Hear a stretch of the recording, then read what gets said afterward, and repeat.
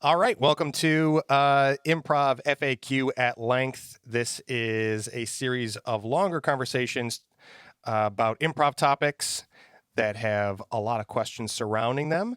And Ankara Martinez, thank you so much for joining us. Thank you. Thank you for having me. Yeah. Yay. Ankara, First class in a month. Yes.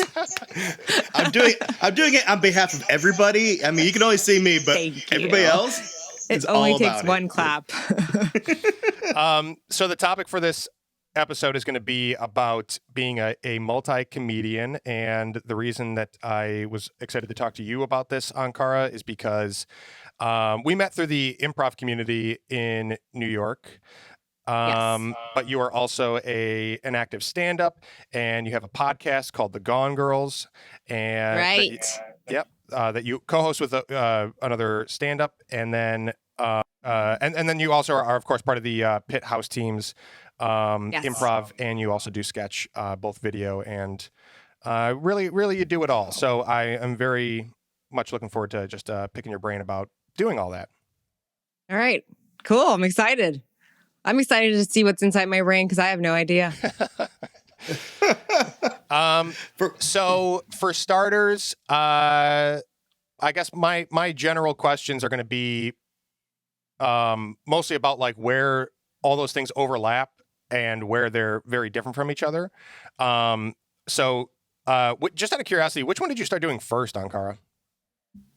Okay, so when I was a kid, I was always playing around with like my dad's camcorders. So I was just naturally like directing making videos by myself. So I've always kind of been interested in doing that kind of stuff. And when I used to play with like friends and stuff when I was a kid, I was always kind of like the bossy one, like, let's play this, let's do that. Like always trying to, get things together. So I guess those are like, that's how I started. But professionally, I would say I moved to New York to pursue acting. So comedy is inherently in my family. Like my dad's really funny. My mom's really goofy. My sisters, they're both hilarious in their own way. It's how we deal with life and cope with stuff. So laughter and comedy has like always been in my life. As far as like turning it into something where you make money or, taking it to stage, after college, I decided I wanted to I'm terrified of stage, and public speaking. And I really wanted to overcome that fear because I felt like if I overcame that fear, then I could really just do anything. And really, all I really wanted to do was create comedy. I didn't know exactly what I wanted to do. But I started by getting over the fear of being in front of people by acting and doing uncomfortable things. Like drama was the most uncomfortable thing I could ever imagine doing in front of public people, like showing those emotions. So I went to acting school, and I guess I would say I started, like, we did improv classes, and that's where I shined. I was like, wow, this feels right. Cool. So that's where I started, but then then I started taking classes at UCB, but like really going for it, I'd say stand-up was my first step into it. Probably because I thought it was the hardest thing to accomplish because I've been in the stand-up world since probably 25. I got a job at a comedy club as a hostess, and people were constantly trying like get on stage, and I was like, I don't want to be on stage with myself. I don't want to be vulnerable that way. I did not want to show myself, in any way possible. But really taking a tackle of it, I'd say stand up was my first, really like jumping into What it. did that feel like? Your first time getting up there, doing your first, well, first of all, how long was it? And second of all, how did it feel? So when I worked at the Comic Strip, as a stand-up comedy club on the Upper East Side as a hostess, there was teachers there. They're like, take a class with me, because I was like, I'm too scared. They're like, just take a class. It'll be fine. Or come do my open mic. It's 5 minutes, no big deal. And I was like, okay, I'll go home and write. And I wrote for years. I had way more material than I needed, but I was just like, the idea of doing 5 minutes by myself was like I'd rather die. And your first set was a 5 minute. It was set? a 5 minute. Okay. Yeah, it was a 5 minute set, and I tried to do an open mic once. I signed up for it. This lovely woman, Gladys Simon, she runs an awesome open mic at the Comic Shop on the East Side. said, come on. It's like, you don't have to pay for it. I'm like, oh, I don't have to pay $5 for an open mic. It's fine. But I signed up for it and I didn't show up because I was too scared. And then I tried again 2 years later and I couldn't do it. I was like, what am I doing? Oh, wow. I feel my body is like dying. Like just the thought of it was making me crazy. So that happens a lot. I've heard that like a surprising amount or more than I would have thought before I kind of entered into the comedy world, that like people will sign up and then bail because the anxiety of it takes over. So I think that's a common enough thing that happens. Oh, for sure. And I mean, like, just being around stand-up comics and seeing how much work that they put into it. Like, when you're not in the comedy field and you see a stand-up show, you're like, look how easy they're just walking back and forth on stage, talking about whatever. It looks like some, like, conversation you would have at a bar. It's really funny. Great, right? But the amount of work and time and particularness that I saw stand-up comics doing, I was like, wow, that's like, it is a full-time job. You can't stop thinking about it. You're thinking about it Monday through Sunday, morning to night, constantly obsessing about it. And I was just like, not ready to go there. It was just so terrifying for me. So, yeah. And then, so, just kind of, coming back to the like origins or the order of things for you, when you set out to do acting, coming to New York, you were looking to do comedic acting specifically, or just acting. There was really, I mean, I never heard of Second City or Used to Be or anything like that before I moved to New York. So I was just like, all right, I guess I have to learn how to perform because performing is performing, whether it's dramatic or comedic, right? But I knew that comedy was in me. I just needed to understand how to do it and how to channel my emotions and everything like that. So, I came here, I mean, in hopes. I mean, I was like, I'm going to be on Friends one day, you know, like as my dream, like Friends, that's my dream. But, when they ended that season, I was like, I guess I'll never be on Friends. My dreams are over. But so acting, leaning comedy, and then you found improv and took to that and wanted to lean more into comedy. And when you started working at a stand-up club and eventually ended up doing it, the thing that attracted you to it, aside from people like pushing you, I know you said it felt like a big challenge. Was it like because it was scary that you wanted to do it, or was it because you wanted it just in your arsenal of skills? What personally pushed you for comedy or for stand-up, specifically for stand-up? Stand-up. Okay. So when I finally did stand-up, it was something that I wanted as a portal because it was like, all right, you know what? Everyone's telling me I need to do this, I need to do this, I need to do this. And other things aren't getting me things that I want, or, if I'm going out on auditions, they're looking for stand-ups. And when I started, there weren't a lot of women in comedy. So that was like a unique thing. If you're a woman in comedy, it's like, okay, there's like another portal. You can kind of get into things.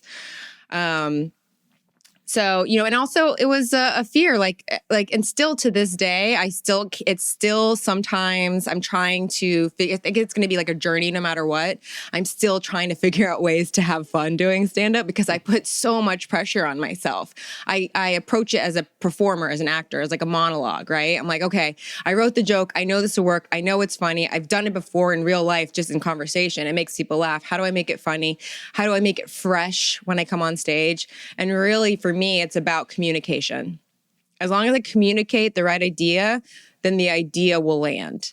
Am I communicating verbally? Am I communicating physically? Am I communicating with my voice, with my eyes, my face? Instead of being like, am I being funny?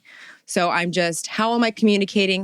Does it look like in acting class, like they do these exercises. Okay, be sad, be happy, be this, do all this stuff. And I would realize that in the classes, sometimes my emotions weren't showing my face wasn't showing my emotion. I'm like, oh, you can't see that I'm sad? I guess I'm fighting, like I'm hiding my emotions. So being able to communicate what I'm feeling on the inside and portraying it physically on the outside with all the tools that you have. Yeah, and just so that's a neat little overlap between acting in general and any kind of performance. When you're doing stand-up, because you say that it's like it's a more particular, detailed performance, and how you're delivering it matters so much for consistency's sake. do you think about that as a when you're like performing as yourself? Are you thinking about it as an like sort of an acting performance, or are you trying to like lose consciousness enough to just be naturally expressive and forget that you're performing? Like, or do you go back and forth? Okay, that's an interesting question. It does change with each performance that I do. Like I have a set, right? I'd say I have a good 7-minute set.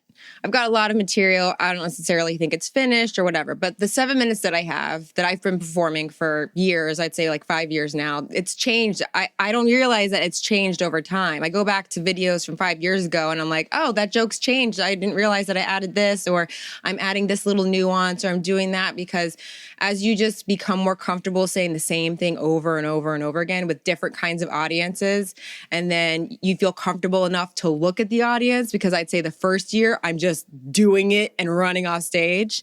And then as you get more comfortable, you're like, okay, maybe I'll say hello to like one person in the audience, like acknowledge them. Maybe I'll kind of like look around and kind of like take it in, because I'm confident in that I know my set, that I can kind of like have fun with it and like, you know, like play around with it. But when I do new jokes, but when I do new jokes, sometimes I feel like a machine. I'm like shaking. I'm like, I don't even know if this is going to work, and then, so this year, my new goal has been to work on doing stuff, because I'm more like I feel more comfortable with improv. I just kind of do things off, you know, like I feel more comfortable doing improv because there's no pressure, I guess. Mm-hmm. And I know there's different kinds of stand-ups. There's stand-ups that just talk to the audience, you know, they riff, and there's people that do their same set, or they kind of do a little bit of both. And I wanted to work on what I'm good at, but too scared to do on a stand-up stage, which is kind of like interact, kind of just go up unprepared and just see what happens. And I noticed that I have more fun, I get more of a response, but when I get off stage, I have no idea what happened. It's almost like improv. Wow. Like I don't remember anything. Yeah. I don't remember anything. It's like survival mode for me. And then you get those moments when people come up to you. Remember when you said that thing? I do not. Yeah. But you're it was like, fine. I do not. It was 5 minutes ago. Like, please tell me, because it sounds interesting. Yeah. I have not ever done stand-up. I've hosted, and the longer that I've like hosted an improv night or any kind of lineup or event, the more that I realize how much I would probably not like doing stand-up, because it is like, for me, I'm just like, I think I'm bad at this. I'm sure that I could like find my own way to like carve away at all that, but like I relate to what you're saying of that whole process of trying to loosen up here and there. It's still, sometimes I forget to look at the audience when I'm hosting a show, or when I just come on to like intro in improv group and whatnot. And it's really hard for me. But probably the one thing in my background that's closest to stand up is because it's solo performance, is doing forensics in high school, which is competitive speech and acting. And most of the performance events are individual performances, at least in the style of forensics that I did. And that's a lot of like stripping down maybe not stripping down, but like it's a lot of detailed individual choices, because you're running the same speech or acting piece over and over again. So you have to make like moment by moment choices, and rehearse these meticulous little details of how you're gesturing when you're moving on a transition line or whatever. And it also is my only real experience crafting myself as a solo performer. And it's tough. I really admire stand-ups, especially the ones that I find out are so mm-hmm. natural and unconscious feeling, but mm-hmm. that I find out are actually like super consistent and solid on those details that make them feel that way. Little breaths, and even like, you know, the way that you like false start a sentence, you like bake that into your performance. There's people that do that and make it seem really totally natural. Yeah. And I mean, You know, the great thing about stand-up, in my experience at least, is that other stand-ups are also very I mean, you know, it's like anything. It's a competitive field, but it's also very supportive. Like every time I come off stage, someone will give me some kind of, oh, you should do this or that, or this worked or great that, you know, like a little bit of feedback, which is always helpful because you know, you want that because you feel alone up there and you don't know what people are seeing, you know? Yeah. I've just been thinking because you kind of mentioned it before. You said stand-up was harder, improv was easier, and I feel the same way. I've never tried doing stand-up. I'm like James, like the closest I've ever come to doing that kind of performance, it would be maybe scripted shows or hosting something, and I'm always way more nervous doing that. And to me, it should be easier because I know what I'm going to say. But I feel so much more comfortable saying something, you know, oh, I'm just shooting from the hip. And I know the psychology of that, I'm curious, like. I think it has to do, for me at least, it has to do with being alone. If I'm on stage with someone else, I'm like, oh, you know, like with improv, you are supposed to save the other person, right? Which is when you have a really good improv show, you are saving each other. You're just trying to make the other person look better, and that's the best show ever. If you get too much in your head and you're like focused on yourself, then you don't have a great show. So there's that out of your head experience that you have when you're performing with somebody else, which doesn't make you focus so much on just like you. Where stand up is, you know, you go on stage, if you forget your jokes, you can only rely on yourself or like walk off stage. And if you walk off stage, that's like the worst thing you can do because I mean, you're also putting the host in a bad space, the time of the show. You're like messing everything up, you know. But you'll see it a lot. I see people walk the next off guy's all like, the time. oh man, Have you do you the see person, that? poor guy following All me. the time, all the time. Oh wow! Are people, All the 'cause time. I've seen it a couple times in like I remember I went to like a sketch jam and somebody was doing a solo character thing, and literally their exit line was like halfway through their time they're like, this isn't working out. Yeah. Okay. And then they're like, sorry guys, and they just left. Sorry. Oh yeah. Oh, I mean, that's a nice way. Like I just see people being like, fuck you guys, I'm out of here. Just like leave, like run off stage. Like and people do that? Like are like, you know what? Fuck this. Yeah, like I've seen people yell at audiences. They're like, "Fuck you guys! You guys don't know comedy." I'm like, "Oh, geez, here we go." Show it, and then I feel bad for the host. The host has to bring it back. Yeah. You know, like, all right, it's like, but you can't ignore like the uncomfortableness, which is comedy. Comedy is uncomfortable, right? You have to sit in it and you have to uplift it. I could imagine like following that guy. You know, like, hey, I know. thank you. I don't agree with him, and now my 7 minutes. Here we go. No, I mean, like for me, because it's funny, you hear like very direct things, like, you know, like people will say this is always true or that is always true about a certain thing. Like comics are like, oh God, like I've had like open micers that are like, man, Jerry Seinfeld like walked in and I had to follow him because he just stopped in, you know, it's like, that's the worst. And it's like, and then other comics are like, you kidding me? He just handed you a layup. Like he got people in a good mood. Like you can keep it rolling, right? Or you could take it the other way, which is, you know, I'm whatever. I'm just gonna go with it. Like it's Jerry Seinfeld. I'm just to do the best I can. What are you gonna do? Yeah, you know. Yeah. But everybody's different. That's the thing. Like you can't be someone else. You have to do. You look different from the next guy, and you have a different or girl, and you have a different story, a different perspective. Everything's different about you compared to the people to your left and right. So you can't really compare yourself to that. You just have to commit to what you're gonna do, and you'll find your audience will find you. You know, like. Yeah. Moms love me. I don't know why. I didn't ask moms to love me, but they love me. That should be the name of your first special. Moms love there you go. Moms love me. In terms of the way that people deal with that kind of stuff, what are some ways that like stand-up circles or improv circles are different with like, you know, off stage talking through like anxiety or like sharing support tips of like, hey, you know what? It's just another person that went before you. Like, be happy that they're laughing. You know what I mean? Like, what's the difference in culture of like sharing that kind of advice or like the camaraderie in it? It's interesting. And I kind of waver between both because both work for me. Like with stand up, it's very ball busting, which I kind of love because it's like it's like tough love. Like it's a battle. You go out there and you survive, right?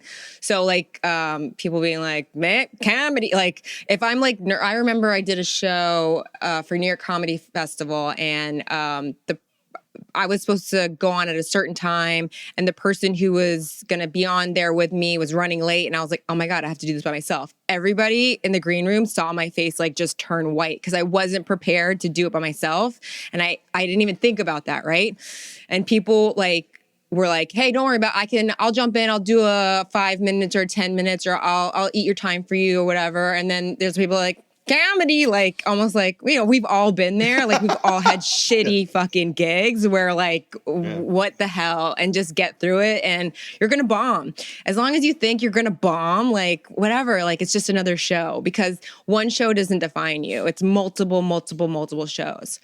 With improv, I would say, you know, there's always someone that's really nervous on your team and they're like, and I can't, I can't, it really like it affects me, but I have to say something. I'm like, all right, enough. Like I can't do like, let's do something. Let's play a game. Like let's stay active so that like we're not thinking about how nervous we are because that's not going to help us.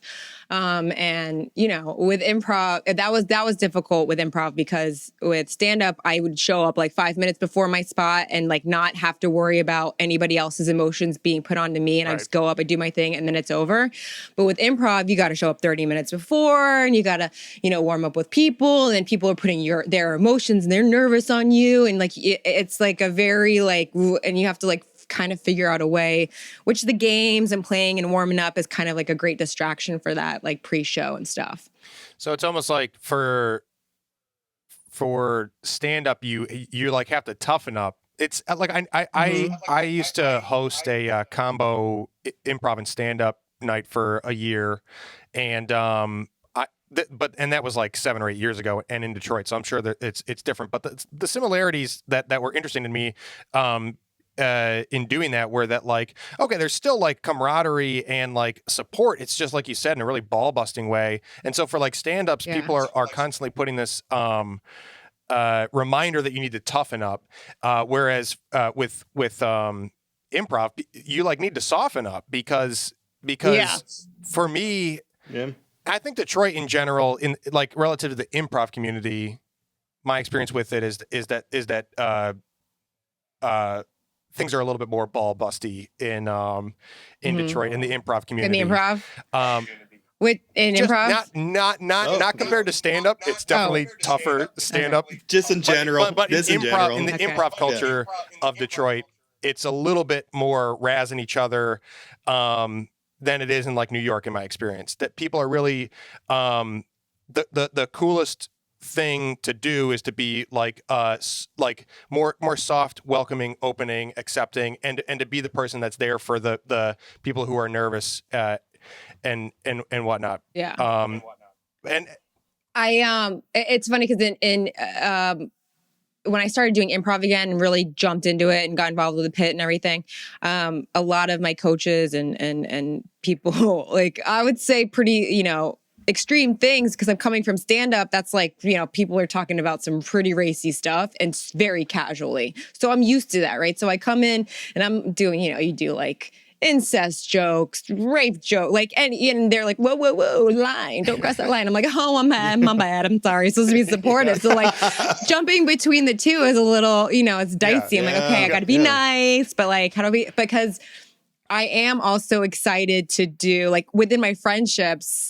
And, you know, like within your little person, you know, like your private conversations that you have with people, you can kind of like go to those dark places and improvise within that, which is kind of fun. And you know, it's not real, but like, you know, you're having fun with it and you're improvising within that darkness. Yeah. Yeah, absolutely. So what about with podcasting? because Bob and I, all, in addition to this, I have Buck 50 Social Club, but that's a group conversation too. And then Bob has WrestleManiacs, which Bob co-hosts. So we both have podcasts, but we don't. Ankara, you have done like festivals or live shows with the Gone Girls. What what are the similarities or differences in culture in your experience with podcasts? Wait, before we get started, can I just? What's the premise of Gone Girls? Okay, so the Gone Girls. Okay, basically when I was started stand up with my partner Shauna, she had done stand up years before, and she was helping me kind of get through like the fear of it and stuff. And we would meet once a week and go over our jokes and like just do it in front of each other, our stand-up bits. And then we would end up talking for like 4 hours because of my nerves were, and I was like, we should record these conversations. Are hilarious. I don't think they're like stand-up jokes, but we should record this because I'm sure somebody's going to listen. Like, I don't know. Everybody's got a podcast these days. So that was kind of where it came from. And, the premise, or I guess the original idea was I was just so nervous and fearful that I really wanted to learn other people's process, because I was like, all right, maybe if I learn something from them and how they do it and how they prepare and how they get on stage and the failures and the accomplishments they've gone through, it'll help me be more comfortable to keep pursuing my stand-up. So, we always talk about how we want to run away from everything in life because it's like fight or flight. So the Gone Girls is, the movie, the girl runs away, she kills her husband, she like leaves, whatever. Yeah. And I'm like, okay, that's funny and ironic. Let's, it's a little dark, but let's talk about fears. It's a great movie. It's a great movie though. But you have guests on, and so one of the staple points of the conversation is something that your guest is afraid of. Fear-based. Mostly like, okay, what's your biggest fear and why? Have you conquered any fears? And if so, what are those fears you've conquered and how have you conquered them? Stuff like that. And, it was interesting because I was so in my head about, because, have you guys ever heard like some people would rather die than get on stage? Like some people are so terrified of stage. Yeah. And I was kind of like in that boat of like that terrified of stage, but I really needed to overcome it. And I was like, I can't imagine that I'm the only stand-up or performer that feels this because, I don't know, I can't be the only one. So I wanted to hear from other people and how they cope and how they dealt and how they got through things to help me get through it. Yeah, and it's an awesome show, and you've had the opportunity to take it and do some live shows and festivals, and what were your what mixing and mingling with other podcasts? I feel like it usually is like co-host or group thing, so it's like this collaborative thing, a little bit like improv, but it tends to be people being themselves, more like stand-up, and especially obviously for the comedy podcast. So I'm just curious if you have noticed any interesting overlaps or differences in that podcast community. Sure. Yeah. I mean, I think that I'm not a very tech savvy person. I mean, all this technology, this takes a lot for me to learn. So the simpler, the better. And the format of our live shows, I've seen some live shows that I like and some that I don't like. And I'm very ADD. I can't pay attention to things that like don't really like, it needs to be bright and loud in my face for me to pay attention or else I'm going to fall asleep. So I kind of, I'm like, I don't want to put a show on that is going to be embarrassing and boring and like, who cares? Because I can do that at like a bar show. Mm-hmm. But if I'm going to put my podcast, which I put a lot of time and effort into, we're going to try and do it not as often a live show because I don't know, can we get that many people to a live show? Is it really that interesting to do a live show? How can it be interesting? How can we get people? So we kind of did it from a stand-up perspective, meaning like, okay, you have a host, right? So we host a show, and then we would have two stand-ups that would do like 10 to 15 minutes because that really people love to stand up. Like it's one of the easier forms to watch and listen and feel more, and it kind of loosens people up. So we did that, and then we would do our show live in front of people, and I didn't want it to be like perfectly produced, meaning like, you know, like a Bravo TV show or something, if you watch Bravo. But we wanted people to see kind of like the background, the nitty gritty of like what goes into like what it looks like, because you don't really see people, right? So it's like, we wanted people to see us taking our picture. We wanted people to see us talking through our podcast and doing stuff, because to me, that's funny. Like just the craziness, the chaos that goes behind creating something like this. Yeah, and that to me, that aspect of it sounds a little bit more like improv, where like part of the appeal of it is that it's performance like is a process. Yeah, loose and casual. People are just kind of like nobody's wearing costumes and props and stuff. And it's just like mistakes are going to happen, and embracing that is part of the aesthetic of what makes improv cool. Yeah, that's what I love about. I mean, I remember that's what clicked for me when I finally was like about improv, because the changing over from kind of a perfectionist mind of stand up where it's like everything has to like kind of hit the beats, and then going to improv and someone telling me like mistakes are good. And I was like, what? I'm really good at mistakes. I found something I'm good at. I'm good at mistakes. So that was exciting for me. Yeah, that's awesome.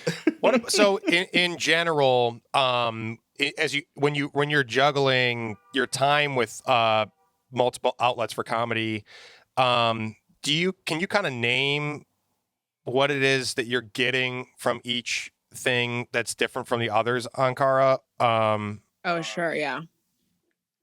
Yeah. So with stand-up is the hardest for me, right? So stand-up is an accomplishment for me. So every time I do stand-up, it's like doing the hardest thing I've ever done in my life. It's the preparation is like homework. I hate homework. So it's like, and I have to use my brain. I have to think. I have to memorize. Memorizing is the hardest thing I have to do. And doing the work is very fulfilling, and following through and showing up and just following through and communicating my ideas on stage as far as stand-up goes. And then once I'm off stage, I'm relieved. Like, I don't even think, let me get this laugh here on stage. I am just surviving, right? So once I get off stage, I'm like, whoo, like I literally come home, and my husband, he'll tell you, like I crawl on the floor and like in a fetus, and I'm like, I did it. Oh my God, I did it. Like, it's very, to me, it's very, it's like, whew, if I did that, I can do anything, right? So it gives me a lot of power. Okay. So I love that. With improv is just fun, man. Like, it reminds me to have fun, just let go, have fun, enjoy it. It opens my mind. If I really let myself go and enjoy a show and not think about things, then it opens my mind to kind of adapt ideas and use it for stand-up. So it reminds me to have fun in life and everything, and show up, and also to be there for other people, which is a great thing. With sketch, I also do sketch. I love sketch because I love producing stuff. As long as I produce with this girl, Rachel Williams, she's amazing.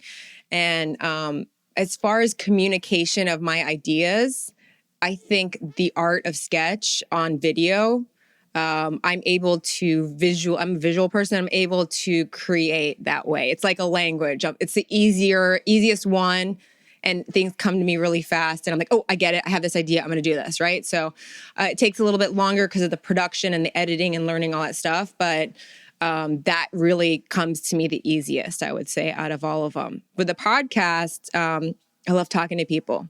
I love finding out what's going on in their brain, how are they doing things.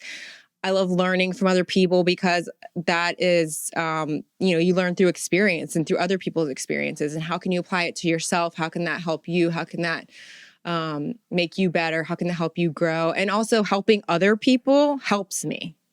My friend Rachel started doing stand-up, and she's, asked me for a lot of help with certain things that like I had a lot of issues with in the beginning, and giving back and helping her with that really helps me. And it reminds me how far I've come with all the work that I've done. Cause sometimes you just forget everything that you've done, and you're like, oh, what am I doing? This is worth nothing. What's the point? And you're like, wow, look how much I've accomplished. No, I understand that. I feel that, because sometimes when I'm coaching or teaching, I do the same thing. Or sometimes you're in the middle of like giving advice and you realize, oh, this is some advice I should take myself, which is a great feeling. Like, oh man, that's pretty smart. All right. Thanks for the question, man. Yeah. I was going to ask Bob, what about for you? How long has WrestleManiacs been going? How long have you been doing the podcast? Almost a year now. Almost a year. Just something we wanted to do because WWE released their network, so you can watch all the WrestleManias. And when I was a kid, that was a big thing, like because WrestleMania usually happened around my birthday. So getting that was a huge deal, and it was something that me and my friends love. And it's just a weird form of entertainment, but it's for the masses, like Republicans, Democrats, people from different social backgrounds, all, there's a lot of people who enjoy this really silly thing that we all are aware isn't completely, real. And also like watching old ones. God. Yeah, I know. I'm sorry. I just broke kayfabe. I just broke kayfabe. The secret's out. No. But what I really like about Hulk Hogan, not real. Not even his real name. Oh God. Yeah. But what I really like, it's like a time. Tell me the Rock's real. Not real. No, He's not real. He's not even a real person. Even in the movies? He's animated. Nope.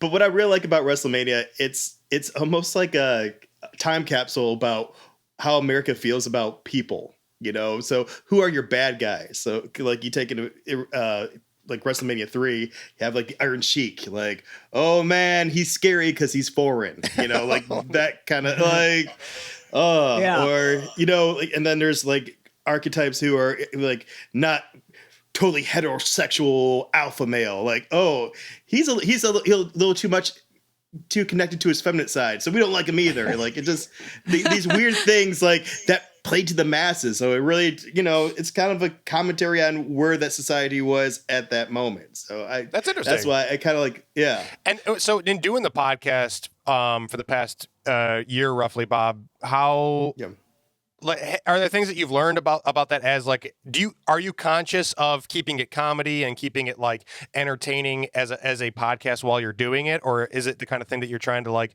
forget that you're recording a podcast and just talk naturally about? Honestly, it really depends on how good the WrestleMania was, because sometimes it's almost like if you listen to How Does It Get Made, sometimes the movie's kind of good, so they don't really have a lot of material, so it's just like just breaking down facts and stuff like that. But so you kind of lean into like the nerdcore appreciation of it versus like tearing it apart with love in different. Yeah, it's a wide range, and we go all through that. Yes, but for the most part, it's just being fun. And I have two great co-hosts, Alex and Jake, and honestly, them explaining.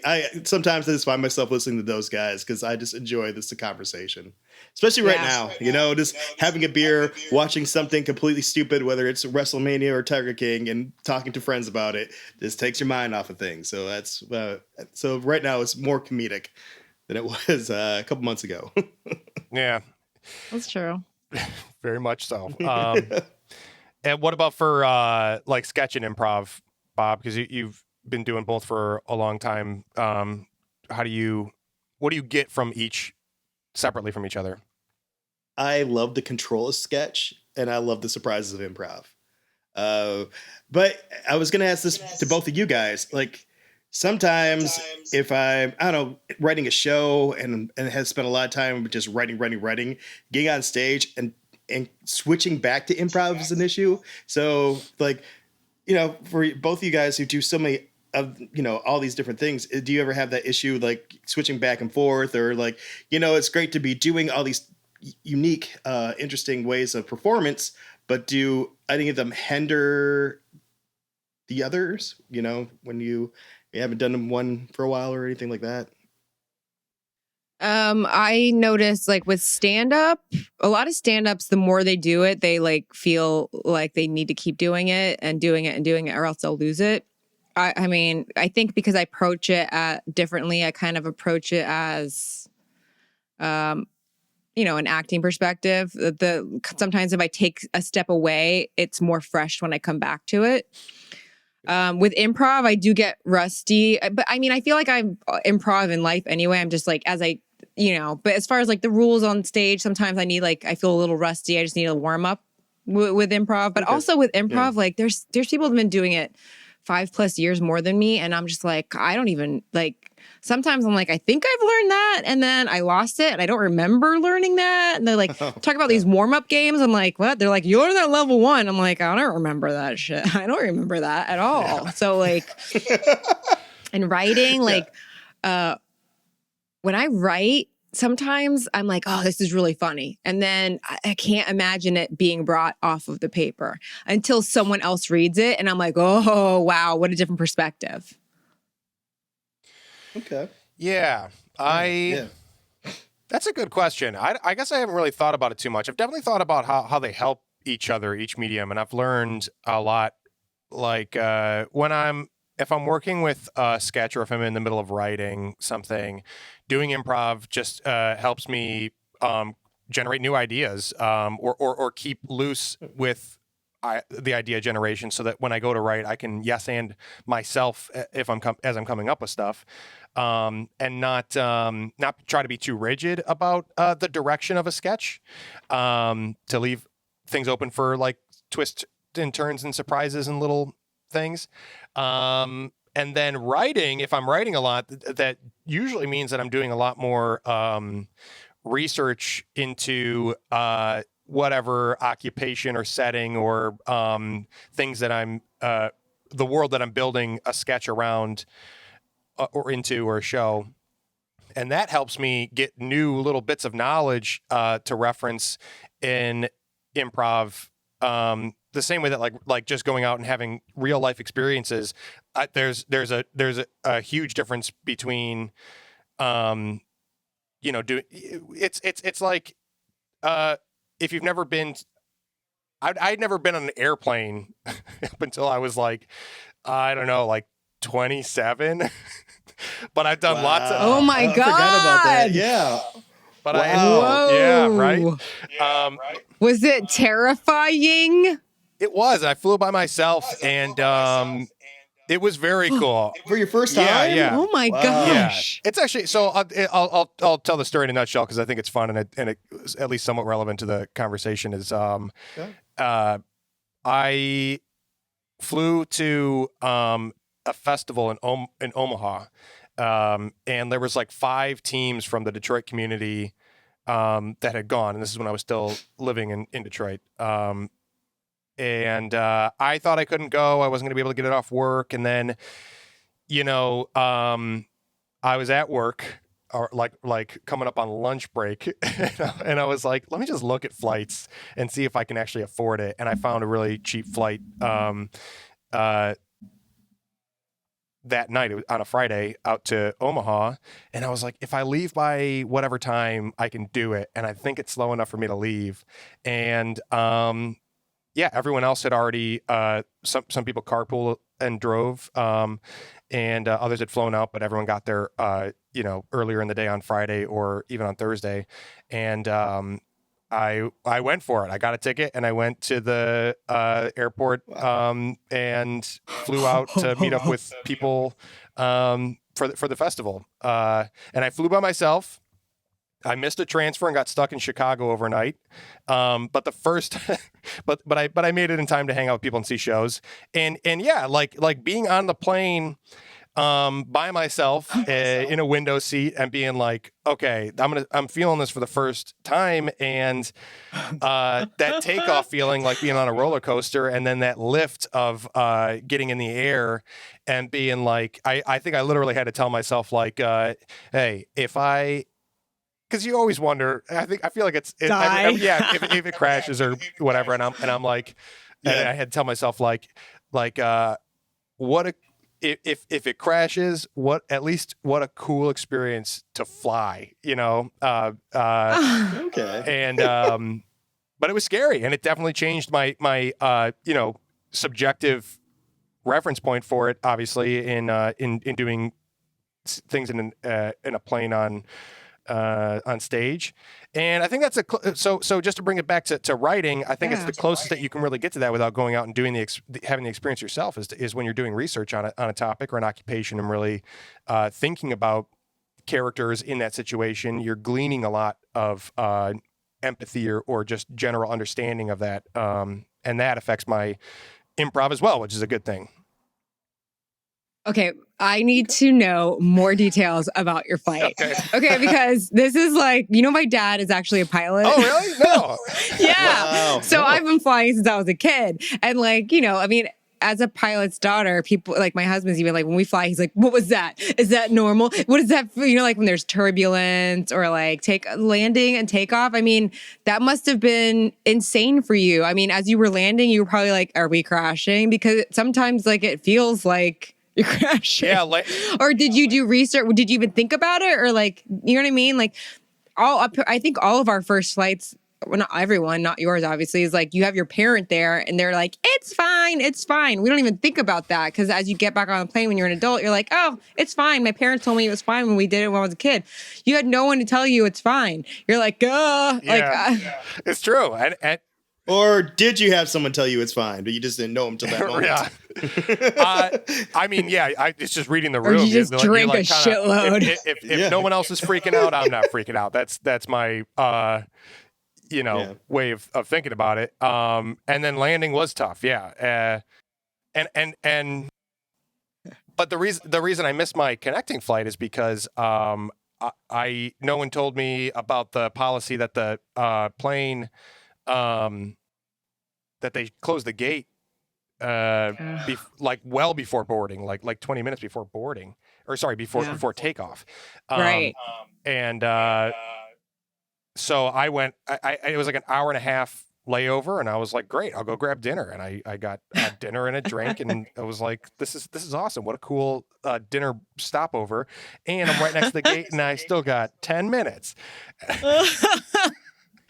Like it's a bus or a train. And the gate was closed, and they were like, no. I don't know. I was like, oh my God, how are you supposed to know? And they were like, sorry, dude, you adult ass man who doesn't know how to board a flight. Oh my gosh. Wow. What an experience. Yeah. But, yeah. So, but to go back to your question, Bob, I have you found that things kind of conflict with each other when you're working on different processes, Bob? Oh, I think when I first got started, the only thing I would notice, like I would want to be more in control than I usually felt on stage, because I was so used to having that control. And then now there's a certain way I notice, like if I've been writing for a while and I get back on stage, my initiations are a lot heavy-handed, or more heavy-handed, like, hello, Mom, what a great kitchen we have. What's for dinner? It smells wonderful. Today is different because, trying to get all that exposition out and at the top of the scene rather than having the patience to discover. Yeah. But I feel that makes sense. But now it's not even a thing. Like I can toggle back and forth all the time. So, well, I suppose it's probably a good point to start wrapping it up. And Ankara, before we go though, while we're in quarantine, what kind of outlets have you found? Are you doing virtual improv and you're still recording the podcast? So the Gone Girls have become a part of a network called the Paperhouse Network over quarantine, which is very exciting. Congratulations. So just thank you. Yeah. I'm getting very shiny. All of a sudden, the sun's going down. Figuring out how to technically like put, with technology, like just kind of setting things up and with what equipment that I have at home, kind of like being creative that way. I'm making my husband do TikTok dances with me because I have a lot of energy. Gotcha. So we're doing that. Those are fun. Yes, I love dancing. that's awesome. I love dancing. So that's like getting my energy out. I tried to do virtual improv, but it's very difficult for me. It's very cringy. The delay in it just doesn't. I can't really get into it. I'm writing sketches. I'm doing like, little video sketches here and there. But the dancing is like my outlet, I think, mostly. How about you guys? Yeah, I mean this, it's just, I'm just trying to keep the wheels turning, just so to stay sane. I think like all of us, that are fortunate enough to be healthy, but still quarantined, is the next thing in line is your sanity and just maintaining some sort sense of normalcy and connection. So this has been a big help. I've still been trying to. Julia and I started doing some sit down improv conversational things that we hope will give us some ideas for sketch to do audio sketch with. Because Buck 50 Social Club has made a push into some more written content and sketch. So trying to keep that going. How about you, Bob? This has been a huge help. Like I still get to meet new people. So this is awesome. Then like a lot of coaching online, which has been different, like trying to figure out how to do that effectively. And then a lot of cleaning.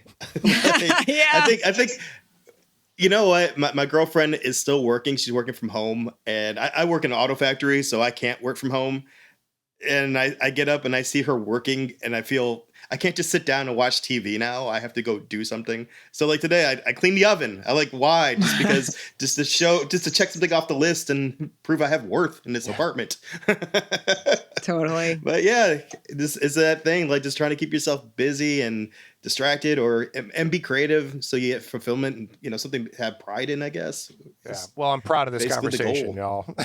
Yes, it was awesome. Really, it was great. It's been a joy to talk to you, Ankara, and I'm glad that we got to have an hour to do exactly what we're talking about, is keep ourselves sane and stay connected. Thank you so much for having me. This was awesome. Really quick, can you plug where can we hear the podcast? Sure. You can hear it on iTunes. It's called The Gone Girls. We're part of the Paperhouse network. So we're on iTunes. We're also on SoundCloud, and we should be on Spotify soon. You can follow us on Instagram, The Gone Girls, and also my handle on Instagram is @Ankara Savone, and that's where I post everything, so you can see it all there. Okay, awesome. Awesome. Thank you. Yeah. Very nice Thank you. Joining us, and we'll hopefully talk to you again soon. Thank you so much. Bye. Bye. Bye.